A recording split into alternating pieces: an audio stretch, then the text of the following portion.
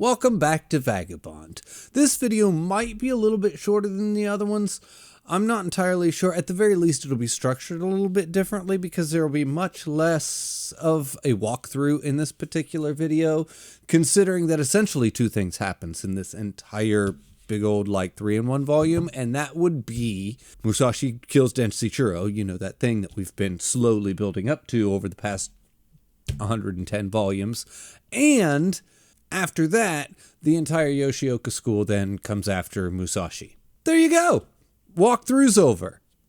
Now let's discuss.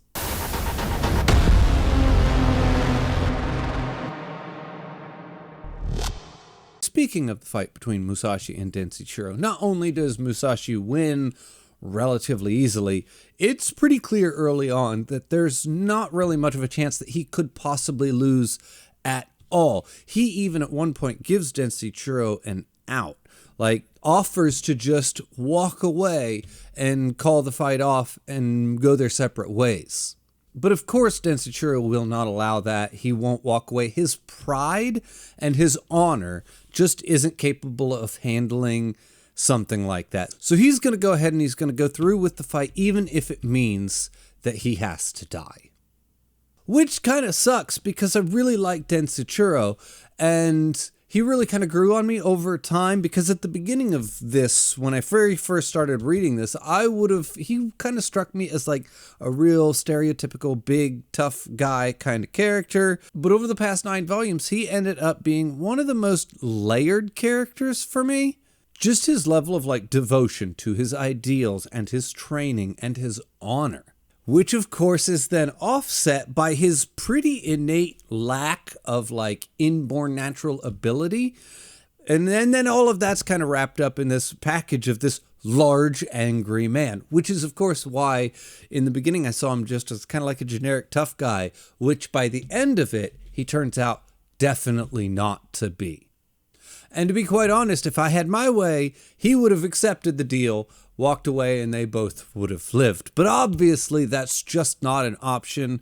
One, it's not an option for this character. He would not have that in any time period, in any realm, in any capacity. But at the same time, it's really not much of an option for just anyone in this particular time period in Japan, where honor and duty were such important things, and the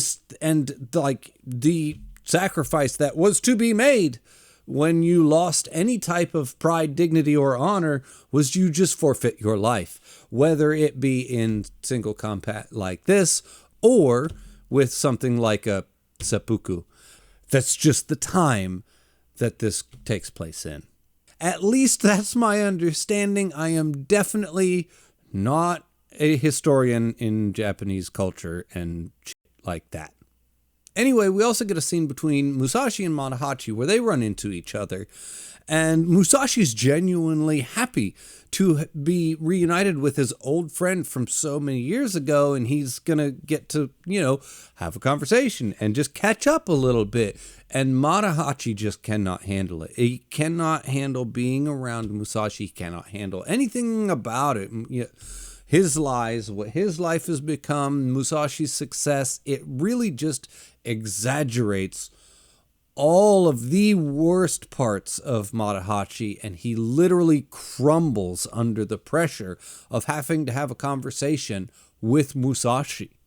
And then from here, we pretty much transition straight into the Yoshioka school deciding that they're going to go ahead and they're going to take out Musashi. And the way that they're going to do this is they're going to ambush him with all 70 members of the school. Musashi finds out about this and has the opportunity to basically just slip away in the night and avoid the entire thing, and he chooses not to. He's going to take on the school head on. And then from there, he's going to start to basically brainstorm about how he's going to approach this fight. And in his mind, he doesn't believe that he can even succeed. He basically accepts the idea that if he does this, he will die.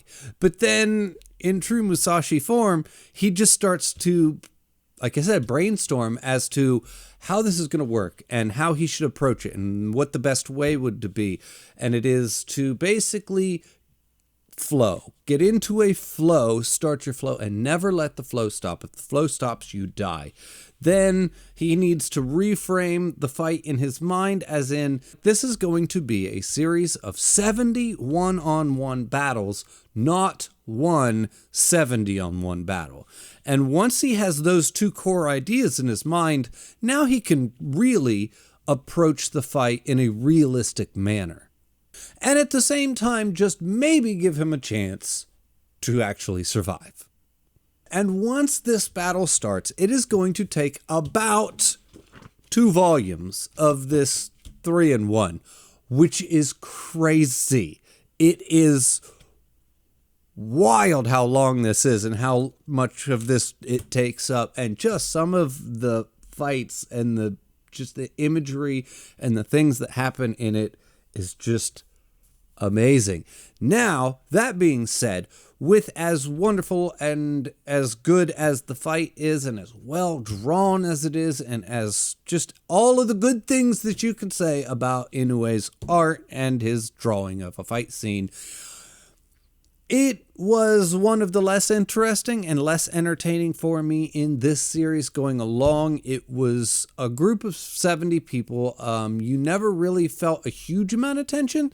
You never really felt fear for Musashi. You kind of always knew in the back of your mind that he's going to come out on top. I mean, you always do, but the tension was much less so in this one. It's just an army of nobodies with no skill, just fodder, cannon fodder, over and like wave after wave after wave of cannon fodder just breaking on Musashi. And it wasn't the most exciting thing that I've read in this manga so far. But with that being said, never underestimate the power of Inoue and his writing, because he still finds a way, even in a fight scene that I would have considered to be lackluster compared to some of the other fights that we've gotten in this manga, he still finds a way of injecting his personal style of philosophy, I guess you would say, into the fights and into the fight scenes, and especially as Musashi flows through them and contemplates what's happening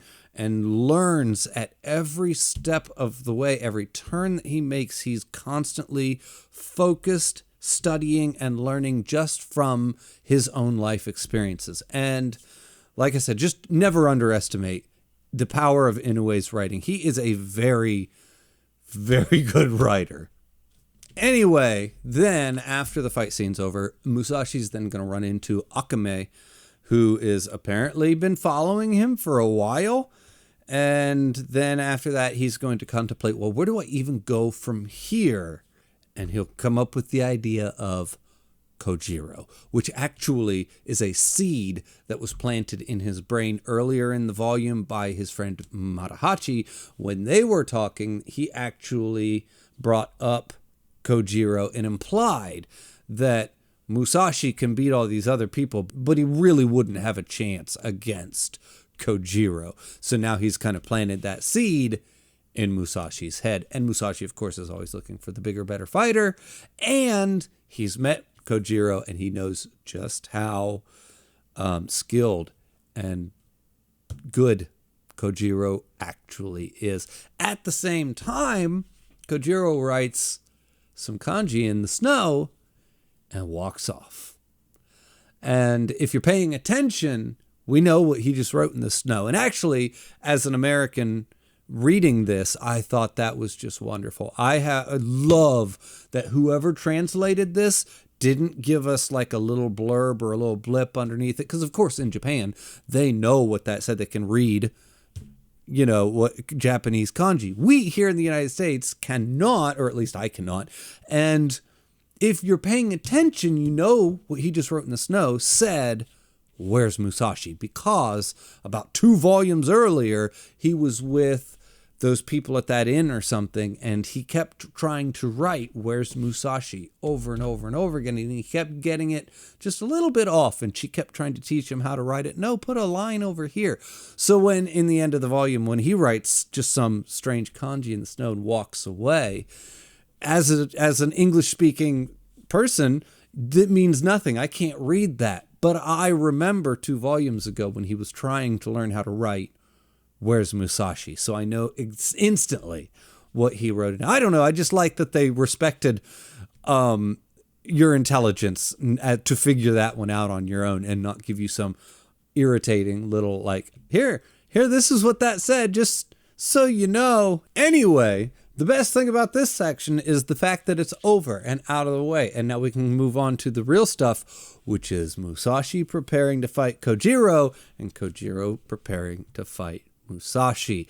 And that doesn't even mean that it's going to happen anytime soon, but it means that in their minds, they know what the end goal is now. We know what the end goal is. We know where this is going, and I'm ready for it. And to be quite honest, I don't think we actually ever get that, because I think the series is on permanent hiatus or, one of those deals.